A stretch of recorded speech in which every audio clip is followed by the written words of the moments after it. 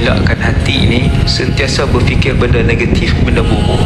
Dalam Sahih Muslim, Nabi ada ajak satu doa berkaitan dengan cuci hati. Hadis sahih.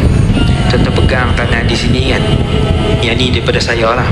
Lepas tu tuan sebut doa Nabi tersebut untuk jaga hati, cuci hati, pelihara hati, serah hati kepada Allah. Iaitu doa dia, Allahumma ati nafsi taqwaha. Ya Allah, Kau beri ketakwaan kepada hati ini. Wa zakkiha anta khairu man zakkaha. Ya Allah, cucilah hati ini.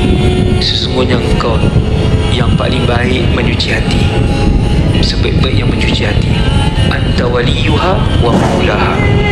Engkaulah tuan dan pemilik kepada hati ini. Engkau yang cipta hati ini, Engkau yang tahu sifat hati ini. Kita serah hati kita kepada Allah. Kita minta Allah cuci, kita minta Allah bagi takwa ke hati kita, kemudian kita serah hati ini kepada Allah. InsyaAllah hati yang penuh dengan ketakwaan dicuci oleh Allah itu akan sentiasa memikirkan perkara yang baik, positif untuk dunia dan akhirat kita. Walhamdulillahirabbil alamin.